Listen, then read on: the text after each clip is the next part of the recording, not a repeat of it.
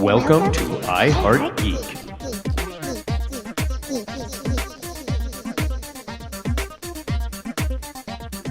And welcome to a time machine version of I Heart Geek. We're talking 80s movies. Well, in specific, we're talking 80s comedies. And because it's something special, and we're going to talk about that in just a second. We're going to come out the gate hitting this one. I'm Dub. We're here with Christina, and we're here with Tyler. How you guys doing? So when I say 80s movies or 80s comedies, what's the first thing that comes to mind? Start with you, Tyler. Naked Gun movies. Okay. I grew up on that. My parents loved it. It was always on. You can't think of 80s comedies without Leslie Nielsen. So Yeah, he was something very special. That started out as a dramatic actor. Mhm. You can figure how that works. What about you, Christina? John Hughes. Yeah. Hughes comedies, they were my generation's feel good, Outcast, you name it, you connected. Very good. With me, it is all about the formula. We'll get into that in just a second on why I'm talking about the formula, but there's about 3 formulas that they used in every movie in the 80s, in every comedy in the 80s, and it worked every time. This formula would not work today because, well, thinner skin. I'll just leave it at that. Now, before we go on, go click down. If you're watching this on YouTube, click the like on this, click subscribe, and share this with all your friends. We'd appreciate it. Yeah, totally. Like bunches and stuff. Right? Wow. Okay. Now I want to ask that question real quick. What was with people intentionally dumbing themselves down in the 80s to do Val? Christina, you got an answer for this? Being a child from the 80s, boys didn't always appreciate my literacy knowledge, how I was into novels. I was the hidden sci-fi geek because so they totally liked it when they felt so much smarter than you. Sad. I mean, interesting. I was a little more in the 90s, and honestly, I think the 90s was kind of a rebellion against that because there was more let's pretend like we're a lot smarter than we are, and be into art that we have no idea about. And I think that there was 90s was a rebellion to the 80s. Like Possibly, that. that makes sense. Everybody had enough of that Aquanet and that fluorescent. Yeah, the Aquanet might have something to do with it too. I mean, it took me an hour to pull this off, just the hair, and I felt a little bit dumber.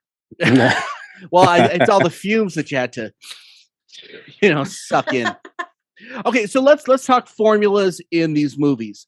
Now, I think the biggest formula we'll talk about is the very pretty girl that's awkward, very good-looking guy that that has a girlfriend, always has a girlfriend, and they're going to eventually get together because those two, and then the nerd.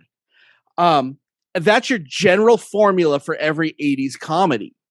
But why did it work so well? I mean, we had let's say this right now. The 80s would not last today, so we're not going to constantly have to say, well, this wouldn't last, this wouldn't work now. Okay, let's just forget about that. We're talking about the 80s. So there are some racial tropes that, let's be honest, if you didn't laugh at it, you're a liar. If you said you didn't laugh at it, you're a liar. Yeah. So, but why did that particular formula work? Tyler, what about you? For comedy's sake, I mean, you could come at things with so many different angles. From the nerd point of view, getting wedgies and stuffed in a locker, and all that. The unlikely pairings with the jock and the awkward girl in the class and everything. I think it gave you a lot to work with because you had all these different angles you can come from. Yeah. What about you, Christina? So in spite of the 80s being so completely delightfully inappropriate, there was also a lot of social lessons. So when you look at some of the movies, there was in midst of all the humor and everything, there was a lot of social lessons where one of my favorites, the jock gets to know the nerd, and they all of a sudden become more than what they would be. And let me tell you something, people, that never happened in high school. I was there.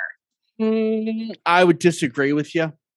I am an 80s high schooler. You're in 90s. Okay, fair enough. I started my high school years in 1990. So yeah. Wow, I felt like Casey Kasem right there. Depends on if he needs help with homework. Well, yeah. Usually how it started. Now, and that's another constant in all the 80s movies was change.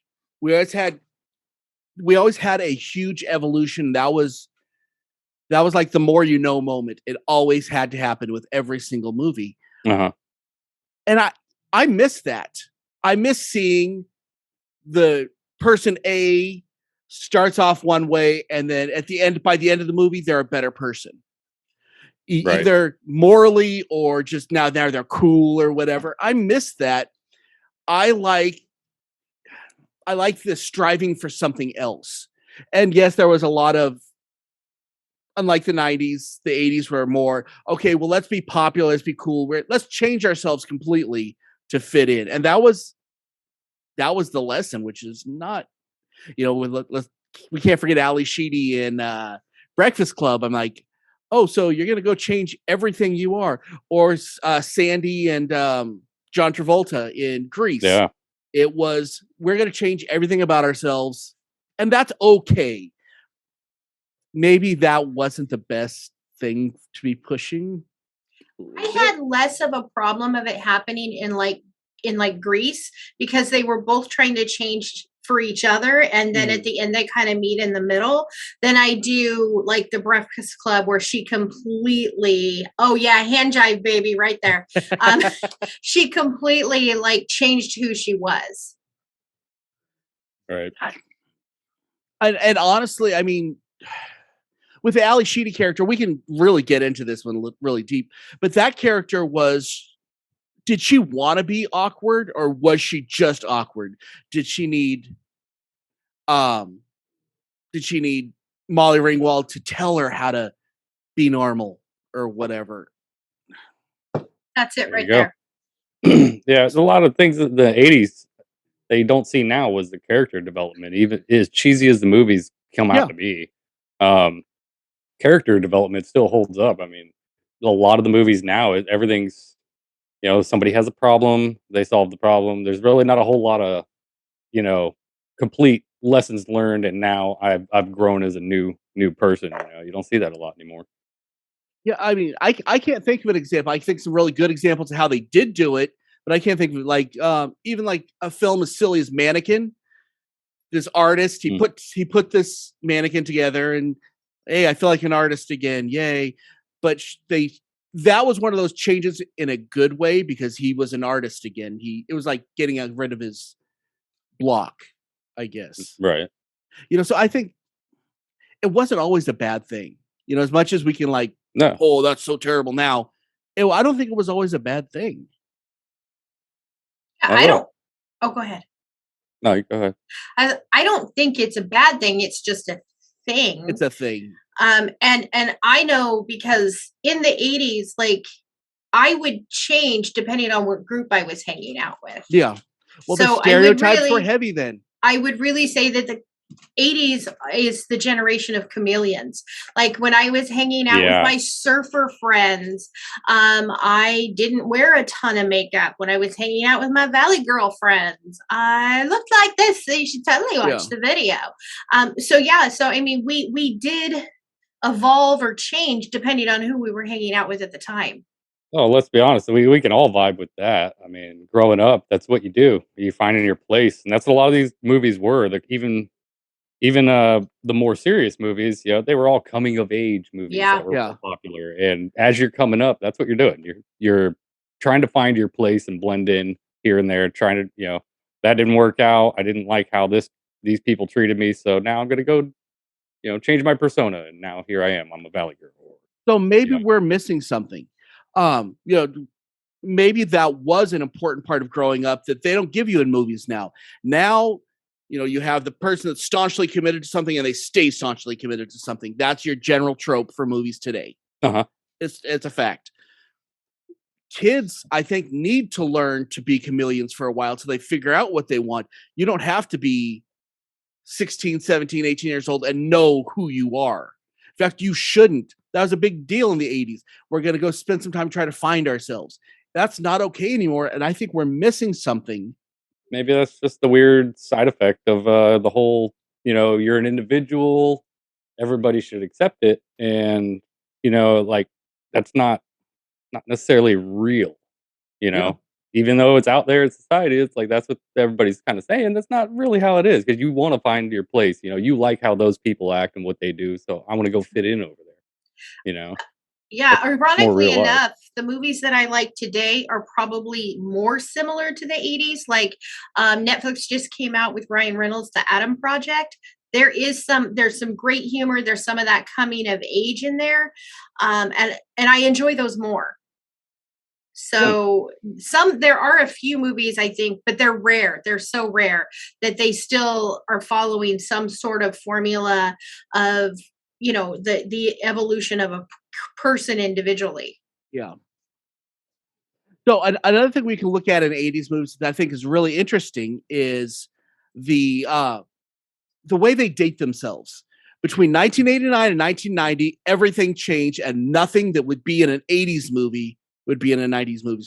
They have the hair, because they were trying to be cutting edge, which, hey, we still do that. And let's be honest, my kids will laugh at some of the stuff we watch and say, "Oh, you guys are so dated. I can't believe you're using that small of a phone," or whatever. You don't know. What's a pager? Those styles are ridiculous, blah, blah. But the 80s really put a stamp on this is ours. Boom. With the big Zach Morris phone. Oh, yeah. The hypercolors, everything, day glow, And I don't know if it's a conscious choice, but I think that What they had to work with. I think it both hurts and helps that era. Because, yes, it's dated, so, my kids aren't going to get as into it. But at the same time, it really is a slice of that moment in history. Absolutely. And which way they try not to do that now. That's why they're still enjoyable to watch these days. Because you just kind of thinking back, like, oh, man, I remember walking into TJ Maxx or whatever, and just seeing the rows of hypercolor windbreakers and, and it just takes you back. My left ear pierced. Yeah, it takes you back, and you think, why did we do that? But back then, that's what everybody was trying to find their thing, their niche, the next cool thing. And man, it got bright. It got so bright. There's just colors everywhere, man.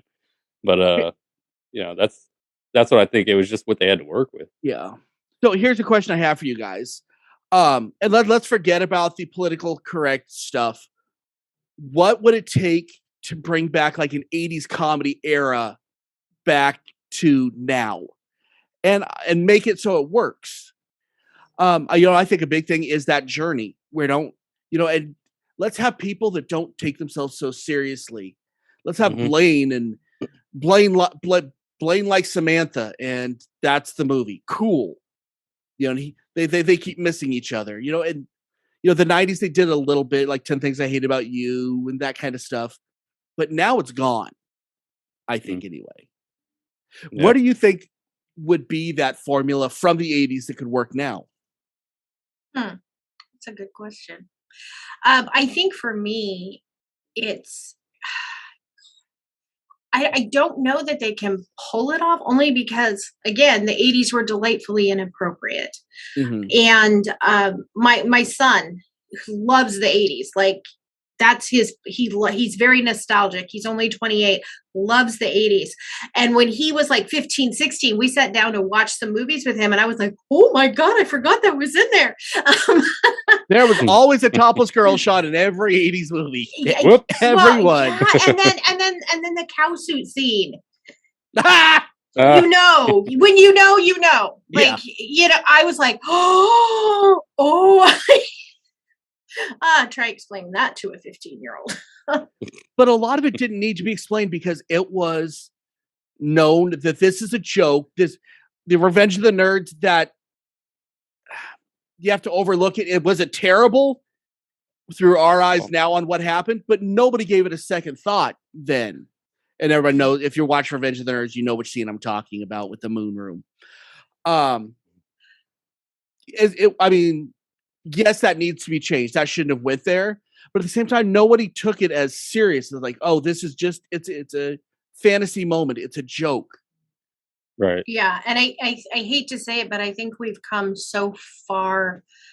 And there's nothing wrong. There's absolutely nothing wrong with being socially aware. But then also when you come so far that you're really stealing like this just general joy from silliness. And that's what a lot of, I mean, we were very silly. We were very, we didn't take ourselves serious, even though we like to pretend we did. We were whirly raps. You cannot take yourself seriously. No, absolutely. Right. And I mean, for goodness sakes, we did mall bangs. We did day glow colors. Like, I would love to see it, but I realistically don't see it happening. Yeah. I want to give another reason why I don't think it can happen. It's because of the importance, because in every movie it had this. In every 80s movie, there was mall culture. We don't have malls anymore. Let's go hang out with our friends, go check out girls and guys and not buy anything and sit and wander literally all day. Hang out at the food court, man. At the food court. Yeah. Yeah, you can't. I gotta get tomorrow's. You can't be like, I'm gonna totally hang out with my girls on Amazon. But I think the mall culture was actually really important to that genre, and I think that was important to a generation. That's why part of why you couldn't take yourself too seriously, because yes, you have your Hot Topic, and it's right next to Claire's, which is right next to Journey's. Let's use that as an example. And you're going to spend time in every one of those stores, and you're going to take on, okay, for a little while, you're going to go to Hot Topic and be goth. Sometimes you're going to go to Claire's and get your left ear pierced and be a rebel. You're going to go to the hat store and be a jock, because nobody kicked you out. Yeah. Yeah. I think that you're going to come back a lot to not taking yourself so seriously, because clearly the 80s didn't. They took things seriously, like that hair and whatnot, but hey now. But I mean, nowadays I think people lost the silliness, so the formula really it'd be lacking no matter how hard you tried. I mean, for just a ridiculous example, we had an incident in my town where two kids silly stringed the heck out of somebody at a store and got arrested for it. Like it just, you can't be silly with silly string anymore. Well, we had fun. I mean, we brought water guns to my graduation, and we had fun on that stuff. You did. I live in California. It was a hot town. The mall culture. You get kicked out of the mall now for hanging around. Yeah. I was a mall rat. Yeah, and we never dealt with that. Yeah, people just accepted it. Like, okay, the kids are just doing their thing. They're hanging out. They need something to do. And it made you deal with conflicts. Oh, I don't want to get wet, but so I either run away or I stand up. And usually, if you stand up, you made your best friend forever. We don't get that anymore, because there is no, and that's part of, I think, what was so important with these 80s movies. There was a lot of conflict in them, even the comedies. Conflict, yes. In the comedy realm, there was still always a lot of conflict that somebody had to overcome or deal with or whatever, and the lesson came out of it.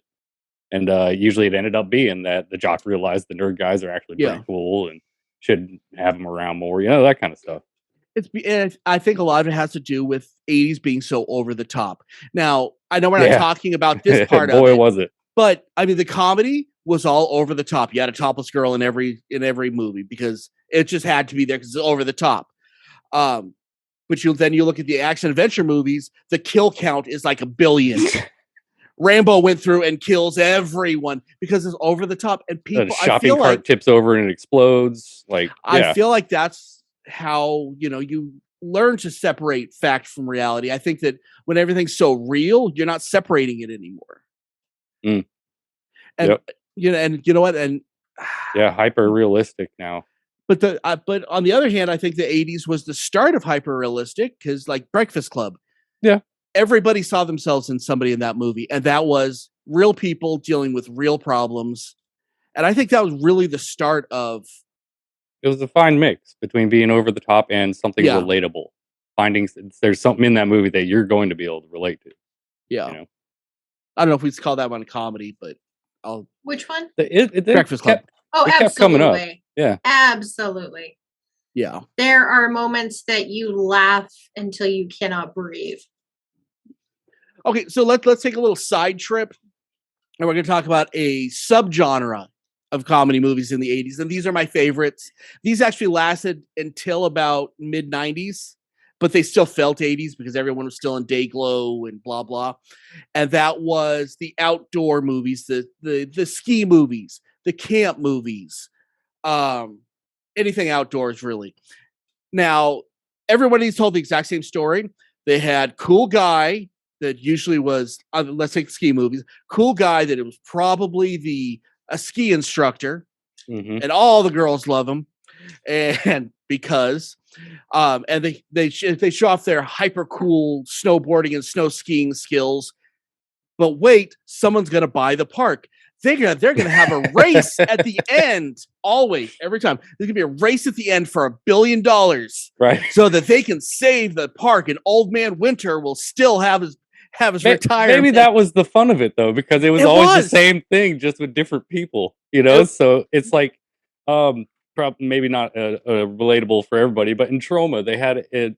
All their movies had a car flip, and it became a running joke because the car flip was always in the movie. It was like 6 movies, and they used the exact same car flipping on a street, and it just became a running joke because it's the same thing every time. Yeah, there is no difference between them. They're all the same raunchy humor. You have the one guy that drinks too much, and he's the funniest guy in the movie. They have the one guy that's, for some reason, he's a ski instructor, but he can't ski. This is every single one of these movies, but they are so much fun, and they resonate me. I haven't been on a snowboard in 10 years, but I am like right back in that zone when I watch those movies. I'm not talking the Warren Miller, I'm talking the comedy movies of the 80s. What is so appealing about them to you, Christina? So even though snowboarding came out in the 60s, snowboarding really took off in the 80s. And it was something that if you could do it, snowboarding, bodyboarding, anything like that, if you could do it, you were hyper popular. So we would flood the theaters for movies like this. Oh yeah, I can do that move. No, I can't. You can't. I'm lying. But and even if you look at Better Off Dead, John Cusack, like that movie is so coming of age, delightful, hilarious, and it gives you that fun kind of action. And I'm a huge John Cusack fan anyway, so I'm going to go to just about anything he's in, but that's not the point. It's that feel good kind of movie. And Aspen, it was really popular in the 80s. That's where you went if you had money. So it's that unique combination of where you want to be, that excitement. I was a huge bodyboarder, windsurfer. I am definitely a California girl. I don't like the snow, but I love the movies. Yeah. Now, I think that the early 2000s had an answer to the ski movies, and what happens after the party stops, after all the cocaine's gone, and that is Hot Tub Time Machine. Yes. Yeah. I think that was an answer to real life. This is exactly, it was there. And I'm going to say, I think that those ski movies and surf movies, they were more real than not in whatever exaggerated degree. I think that Hot Tub Time Machine was, this is what it's like now. Yeah, no, very true. Very true. And the other thing too is like, just in nostalgia in general, how we remember something versus how it actually happened are not always the same. Like, as we get older, we put in the little details that we actually wish were there. Yeah. Does that? I mean, so you yes. start seeing the character that you related with, and suddenly he's a lot cooler than he was in the real movie. Maybe that's it. Maybe these movies are more like, that's how I would remember a thing. It's like, oh, Bobby went off that hill and he went flying. And really it was like a little bunny over hop. a small little thing. Yeah. But the Got movie airborne was for a half a second. The movie was the illustration of that kind of storytelling. Yeah. So there was a lot of these movies. Why we said why we like it, but why did they keep making these movies? And I don't even remember the moment it got old. It was just one time. Maybe they were cheap. I think by the end of that genre, I don't think anybody was sick of it. It just didn't happen anymore. Well, you had a lot of the same running actors and actresses, and I think they got a little older.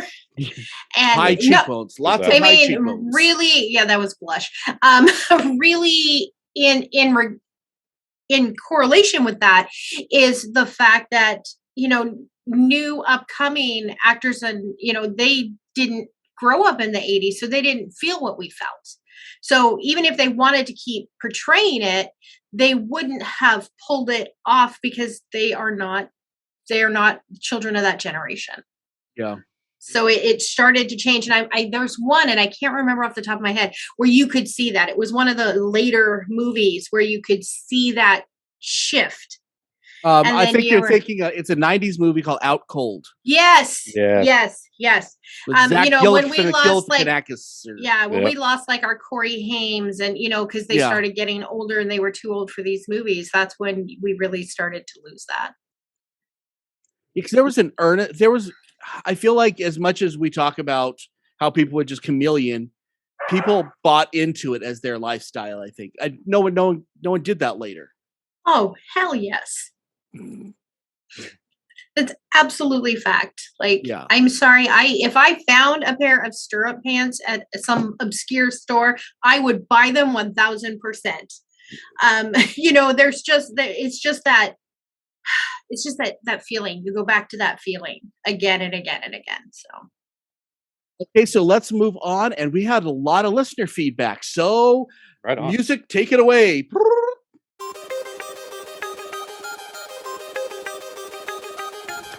And now, let's see what all of our geek rock stars have to say.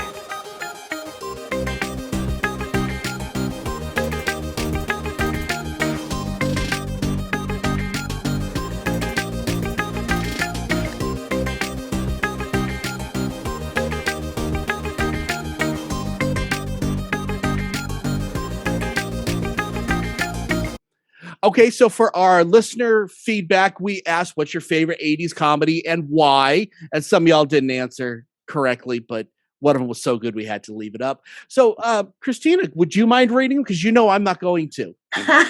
Absolutely. So Andy Trudell says The Money Pit. Tom Hanks was hilarious in this one.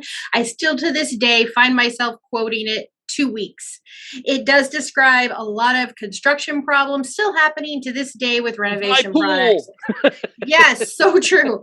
Ryan Bell, he gave us a whole list. I'm going to pull a couple of them, but check out his list. It's amazing. Fast Times at Ridgemont High, Airplane, Christmas Vacation. Definitely anything John Hughes did needs to be mentioned. The teenage coming of age movies and the SNL guys doing feature films. And then he says Leslie Nielsen is a comedy god. Now, I want to break in here for a second on that. We didn't really hit on the SNL guys that made those movies. Some of them were terrible, Conehead. Some were fantastic, Wayne's World. But that was something that was really magical. That Lauren Michaels, yeah, sure, fought for like 20 years before he finally let that happen because he didn't want to commercialize Saturday Night Live. And just so brilliant. Okay, I'm sorry. Go back to the list, but that was a great call on the Saturday Night Live, guys. I wanted to. Yeah, absolutely. Our own Courtney says Moonstruck, a loud, obnoxious Italian-American rom-com with Cher and Nick Cage. What's not to love? And she is Nick right. Cage. That is so good. And then Lauren Smith rounds us up with Trading Places. Jamie Lee Curtis. Give you 2 guesses why. Ooh.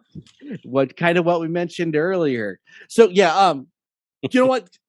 Real quick, because I know no one has it in their list, what is your favorite Saturday Night Live 2 movie? Wayne's World. Wayne's World is so far. Wayne's World. Yeah. Wayne's World is double for me because I'm going to tell a cheesy story, but I'll make it fast. The first time that my husband met me, I was very inappropriate when I introduced myself because I was having a bad day. And I said, hi, my name's Christina. And yes, I am a beautiful, intelligent, talented, charming hostess. And he said he had a Wayne's World moment. And he was like, oh, she will be mine. Oh, yes, she will be mine. So the man is crazy. But it's so fun. And it's so good. And okay. Well, there's a special kind of magic when you can go from a 10-minute sketch and say, this could pull a full movie like Wayne's World, and then have a 10-minute sketch this should be a movie, and then it's Coneheads and it shouldn't. And you absolutely I didn't mind Conehead. Really? It was all right. I love the sketch. I love the old Dan Aykroyd, Jane Curtin. We didn't need more than one. No. No. So what's your favorite there, Tyler? Oh, it's definitely Wayne's World. Yeah. It's a classic. You can't argue that it's not a classic.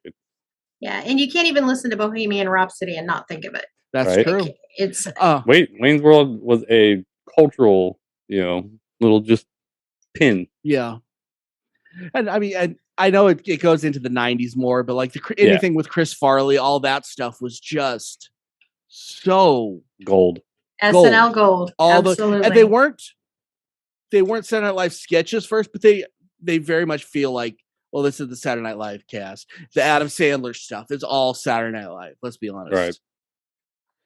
Want to touch the hiney? Sorry. So moving on from there, let's jump up to our main event. Now it's time for the main event.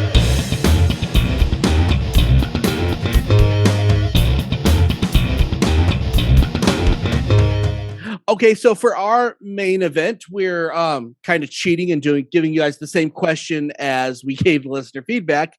What is your top 5 favorite comedies and why? Let me start. And this was a movie that is underrated, and I still love it to this day. And if it's on TV, I will watch it every single time. UHF. It's as cheesy as a Weird Al movie should be, but I don't think that you can talk about the 80s without talking about Weird Al. I mean, he defined the generation more than anybody did. But that movie is it's hilarious. Michael Richards, it was his start. It was Emo Phillips. It's just such a fun movie.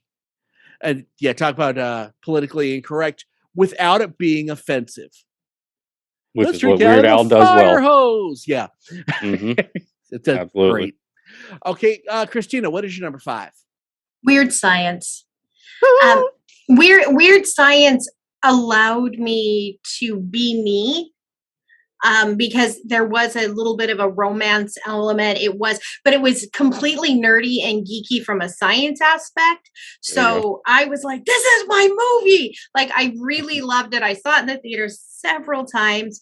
And it's just, Weird Science is the reason that Anthony Michael Hall wasn't in the second National Lampoons, because he was starting to take off as an actor in his own right.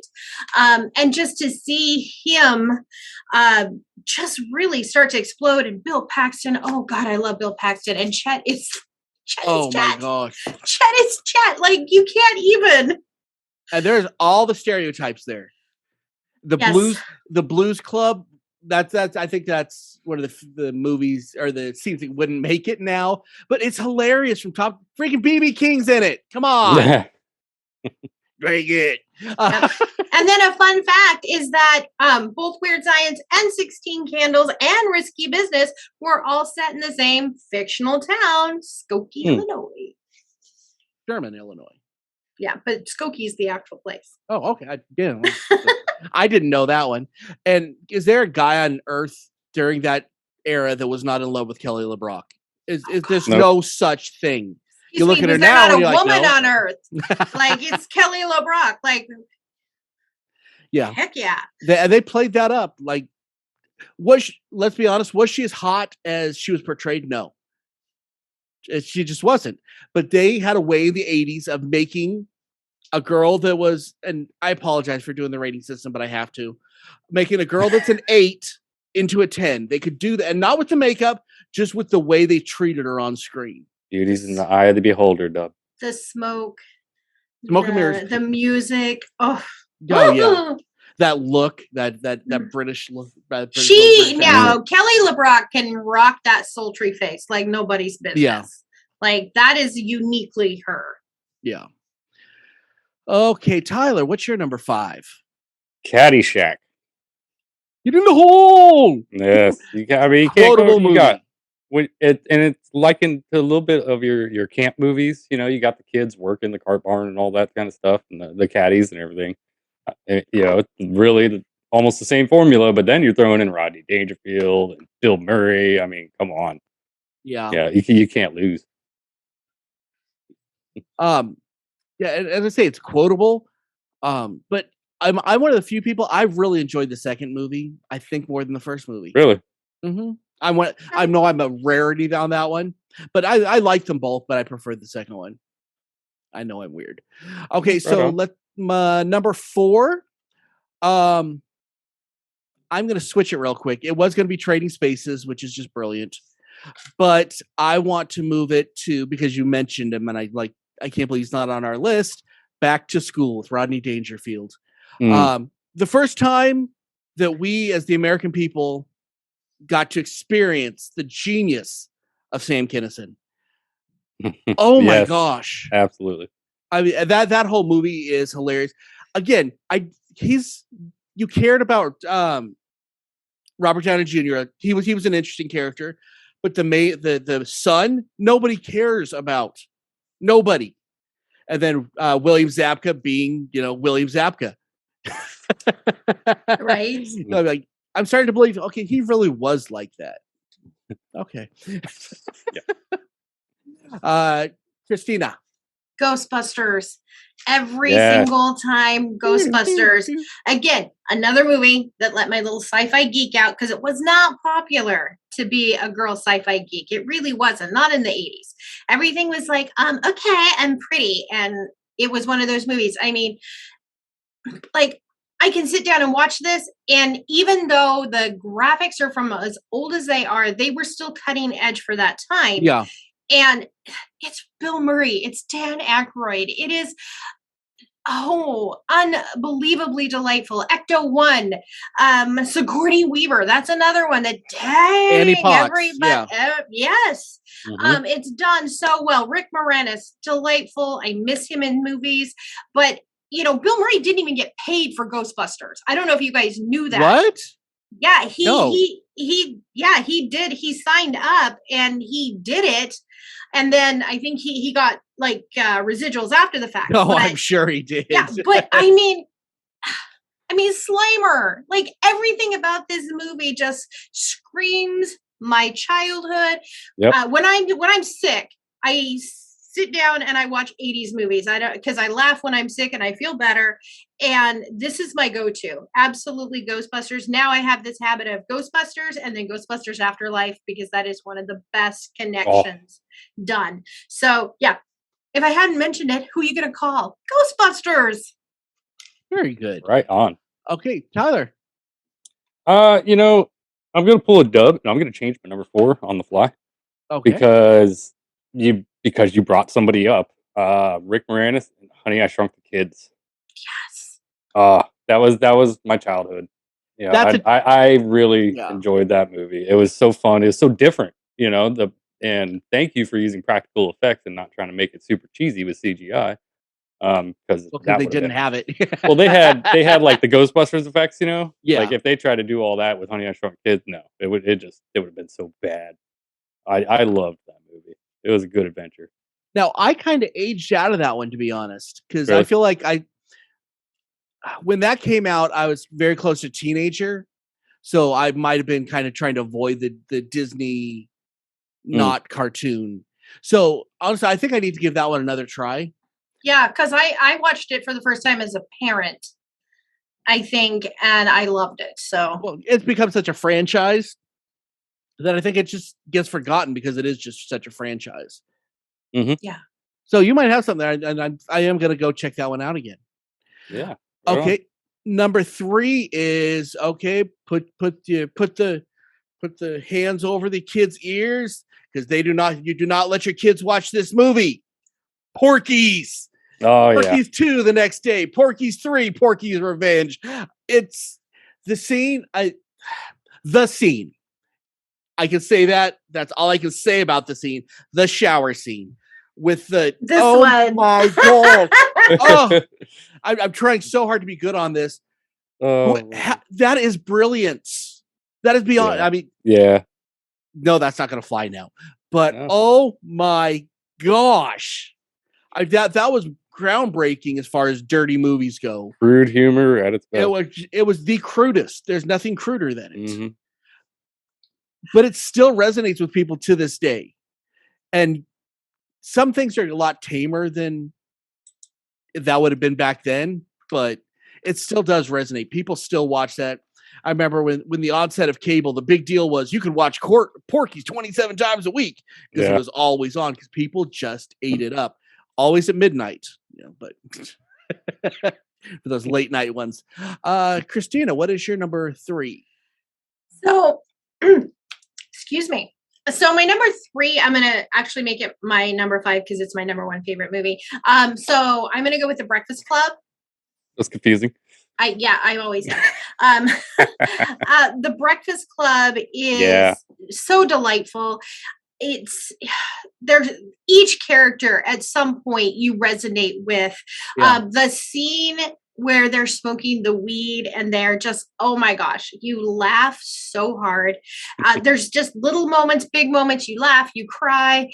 You can still look at this and remember those moments and remember that we all have something in common on some level. And I think that that's why it was such a delightful coming of age. And I think it's still relevant today. Yeah. I think that's fair. Tyler, what's your number 3? Number 3 is going to be Airplane. So I will good. never not look back and smile just thinking about that being on with my parents watching it or something. Don't call me Shirley. And sitting there, it's so slapstick and just so dumb and over the top. So quotable. Oh yeah, it was fun. It was just all it was. Drinking pure fun. I mean, there's going to be some things that you probably can't make jokes about today, but back then it just didn't matter. You were having a good time. Yeah. No, and I recommend going back watching all these. Just don't put today's eyes on and just have fun with it. Don't be offended. And if you can't handle that, don't watch them, I guess. But I recommend going back and watching these and just try to relax. That nothing's gonna change. It's just enjoy. You will not get those kind of movies now. Like you cannot. The way they did it back then versus now, like you have things like even without the political correctness, stuff like that today. Like when they try to do the spoof movies today, they're terrible. Yeah, you go back then, it wasn't just because it had Leslie Nielsen or something. It was just the way it was written and the subtlety of the jokes, but they were just one after another. And you're like, oh my God, this is amazing. Just get your tab, get your Pop Rocks, throw on some Dayglow lipstick or a headband and watch. Yeah. No, I want that. That's our public service message. Please go do that. Another public service message. If you haven't done it yet, I already asked you once. I'm asking you twice. Go down. If you're watching this on YouTube, hit the subscribe button. Hit the like, share with your friends. We love doing these shows, and I hope that you guys enjoy listening and might want to share it with people. Okay, so number 2 is Bachelor Party. Tawny Kitaen. And then there's a guy, Tom Hanks and Tawny Kitaen. And then there's Tawny Kitaen. Sorry. Yeah. You okay over there, Dub? I'm having a adolescent moment again. Yeah. Yeah. No, that quotable, funny, over the top, not too over the top. Putting the donkey in a fake donkey suit to sneak him out. Oh man, so much brilliance in this movie, and I don't feel like it gets old or dated. Yes, we have our obligatory topless female shots, like every 80s movie. But honestly, that's as far as it went. It could have went so much farther, and I feel like I'm glad they didn't push the envelope as much as they could have, because I think it's just right. Just right. Yeah. Yeah. Okay, Christina. So this one doesn't have the I can't talk today. Obligatory. Yeah. Obligatory. Thank you. I can't talk. Shot. But that is Elizabeth Shue, Adventures in Babysitting. It is so well done. It is so genius. And I'm sorry, when she stands there and she throws that knife into that guy's his foot, and she looks at him and she says, "Don't fluff with the babysitter." I laughed so hard I could not breathe. And I go back to that. I love Elizabeth Shue. She's genius.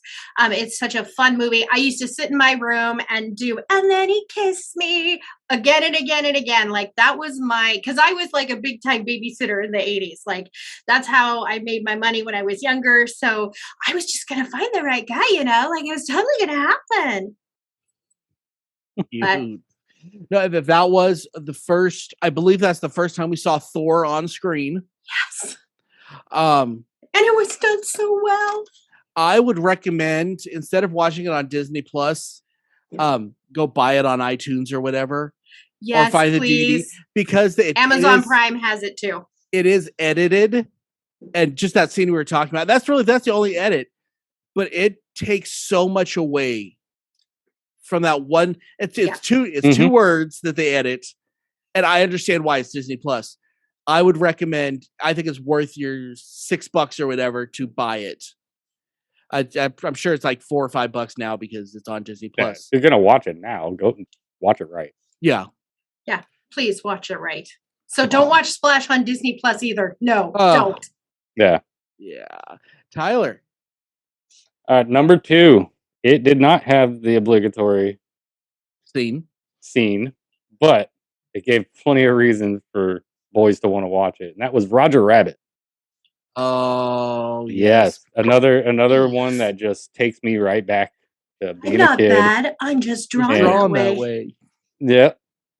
It's a classic, man. You can't go wrong. The humor in that, and just man, watching Roger just do what he does, pee off so many people in that movie just for being him.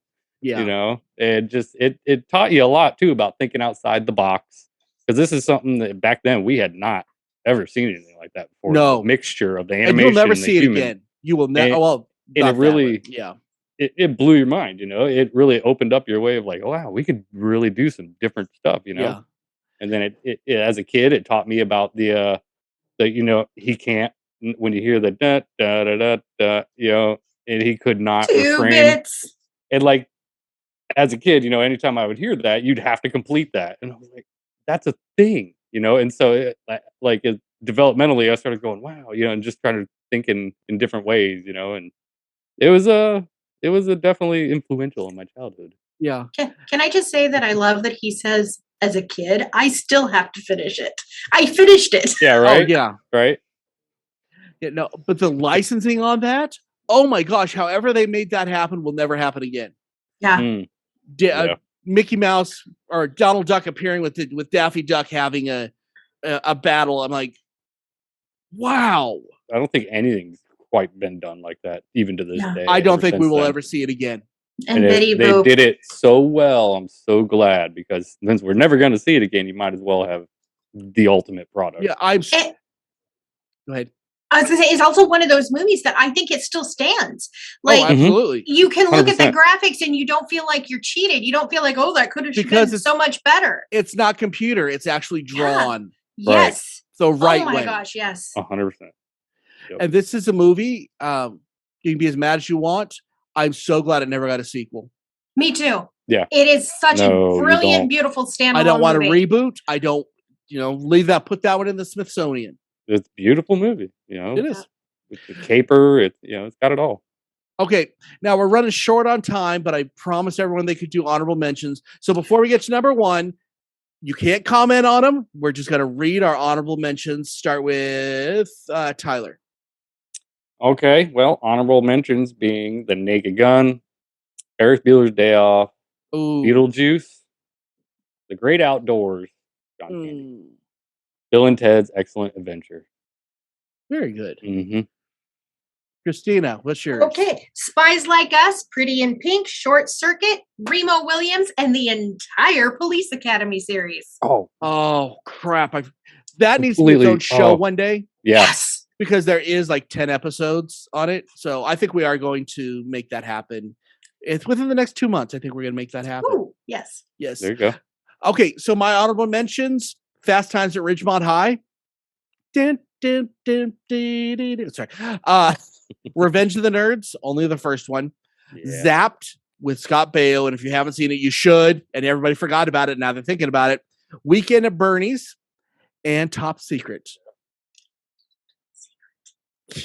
Yeah, so I promised I wasn't going to comment on them, but at least go watch Zapped. Okay, so number one. My number one is going to be, I think, the quintessential perfect 80s movie because it takes all the serious 80s movies and puts it in one nice little bow. Spaceballs. Oh, yes. Best actors in the world. Rick Moranis yet again doing his thing. Rick Moranis, John Candy. Yep. Yeah. Oh my gosh. I don't think I have not met anybody that doesn't like that movie. At the very minimum, like that movie. And still enjoys it. Yeah. Holds up. Throw me in the desert. With the pick. Okay, so Christina, what is your number one? Oh, Goonies, every single time. Yeah, It was filmed almost entirely in location in Astoria, Oregon. Y'all, that's my town. Just such a beautiful coming of age movie. Just the way they created it, the way they directed it was brilliant. So I don't know if you guys know this, but the kids never saw the pirate ship until they actually saw it for the first time. Yeah. So those reactions when they see it are 1000% authentic. He wouldn't let them see it. So when they saw it, that whoa and that joy is genuine childhood amazement. Just oh my gosh, everything about it. I love, I adore. One day I will walk you through the locations. I'll show you the Goonie house. I love this movie. I feel like that whole movie was authentic. Everything you got from the kids. Because it's like, hey, kids. They were kids. Why don't you act like you're doing something that you already would like dream of doing? Going on an adventure, searching for pirate treasure in caves and stuff. I mean, that had to be the easiest thing to act in, like you're on that adventure with the where's the beef lady. Yeah, and they made it fun. Like they wanted these kids to have fun. And if you haven't had the chance, you have to go watch. There is I think it's on YouTube where the entire cast watches the movie and talks about it now that they're adults. Nice. It is so delightful. If you can find that, please put that in both the YouTube and the Facebook links. Yeah, it is absolutely delightful. Yeah, because I'm gonna check that out, but please put that in the link so I can in the comments. You got it. Yeah. Tyler, what is your number one? My number one. It was a fight between this and Roger Rabbit, but it would have to be Stripes. I adore Bill Murray. He is my spirit animal. And I tell you that Stripes is just one of those movies. And again, we have John Candy. Harold Ramis. Just all the Harold Ramis, just all the 80s goodness in there. The obligatory scene. Just and then as a kid, I'm watching a funny war movie. So you got this super cool futuristic, motorhome and stuff with all these guns and everything. I just it had it all for me. So I love that movie. Another quotable movie. Yeah. They did that so well in the 80s. Absolutely. In the 90s, they didn't do it as well. In the 2000s, they didn't do as well. I mean, there's a few, like, Army of Darkness is an example. But in that era, every movie, you would walk out saying like 10 catchphrases. And yes, that was by design. but it was fantastic. No, it's true. And if you've ever noticed, like Facebook does this thing about quote a movie that we'll know what it is just by the quote. Almost every single one of those are 80s movies being quoted. You have Nobody Puts Baby in the Corner. Goonies Never Say Die. It's all of those things that you know what it is. Yeah. Yep. Yeah. I think we need to get back to that. So you're not being a serious writer on that. I think people are going to remember these movies more than they'll remember some serious piece of fluff later. Mm-hmm. Yeah, I think I agree, because like reality TV, I don't watch it because I say life is real enough. Give me an 80s comedy give me a sci-fi fantasy, something that I don't need to be like, oh, this is so serious. This is the perfect example of what you just said, Dove, that nobody's going to remember some of the newer, this and that, but it's 2022. And look at the way we're talking about these movies. Like it just came out and it was the new big thing this summer and we just saw it, like the excitement's still there when you talk about them. And you're a bit younger than us, Tyler. So that, well, it's because I was just coming out of the 80s, because I started high school in the 90s. So I was just trying to take advantage of your senior. They still made such an amazing impact that you know about all these movies. I know about all these movies. Christina, I was super little when a lot of these came out. Born in '83. I'm watching these things at like 8 years old, 5 years old. But I could still remember the first time seeing them. Yeah, they made that much of an impact. And then you watched them in your teenagers. You're like, oh, because in the early '90s they were still playing them, quite a bit. Yeah, just such a fantastic time, and if people can watch this stuff and turn their brain off, I wish you would. The 80s. Okay, so Didn't check take out. Itself seriously. Nope, and that's a good thing. So Absolutely. Check out the Facebook page, the Instagram, the Twitter, I think we have a TikTok, all the stuff. Go to the website www.iheartgeekshow.com. Use the code we paid extra for it, and I think that's it for now. There's might be some plans on the way soon, but I don't want to say it until it's 100% sure. But we will, no matter what, in June, we will have some From the Table episodes. So if you guys missed the From the Table episodes that, this show was based on that started, we have people coming from all over the country going to be coming in, and we're going to have at least 5 episodes of From the Table episodes. Yes. All right. This makes me so happy because there was something special about those times. Oh, dude, it's just the camaraderie that's going to be there and the fist fights, and it's going to be so good. Oh, yeah. Bring it, Tyler. Bring it. So until next time, I'm Dub. I'm here with Christina. We're here with Tyler. Keep on geeking on. Yeah. Love y'all.